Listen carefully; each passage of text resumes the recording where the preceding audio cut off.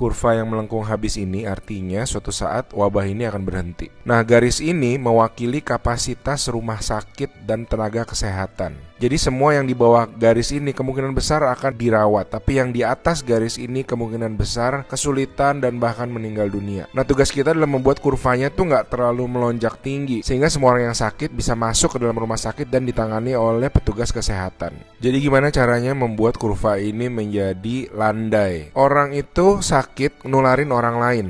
Nah, orang yang sudah sembuh, tubuhnya jadi punya imunitas, sehingga kemungkinan dia tertular lagi itu kecil atau hampir nggak ada. Sehingga caranya sebuah wabah apapun itu dari zaman dulu berhenti adalah ketika cukup banyak orang kena virusnya, lalu menjadi imun sehingga virusnya nggak bisa punya orang untuk ditularin lagi. Nah, kenapa selama ini kita perlu banget namanya social distancing atau ngejauhin diri? Animasi ini bagus banget. Ini contoh kalau semua orang bergerak bebas seperti biasa, nggak ada pikiran, semua tetap pergi konser, pergi jalan-jalan. Ini akan terjadi. Satu orang akan menularkan semua orang berbarengan, dan itu yang berbahaya. Seperti tadi kita ngelihat kurvanya ya. Pada akhirnya akan lewat dan pada akhirnya semua orang akan sembuh. Tapi karena kurvanya tinggi, banyak orang akan mati dalam prosesnya. Nah, yang terjadi di Cina dengan adanya lockdown, ditutup, membuat orang tidak sakit sekaligus berbarengan. Jadi kurvanya lebih landai kalau kalian lihat, sehingga memberi waktu untuk orang-orang menjadi sembuh dan akhirnya bisa melandaikan kurva. Nah, sekarang kita lihat kalau kita lakukan namanya social distancing, yaitu kalau nggak harus banget nggak usah pergi keluar, kalau nggak penting-penting banget nggak usah ketemu temen, nggak usah ada social function, semuanya ditunda dulu. Kita lihat apa yang terjadi.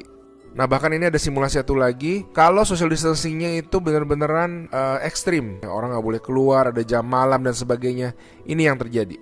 Kita lihat beda banget kan. Jadi ada orang yang akan tetap sakit, tapi mereka bisa masuk rumah sakit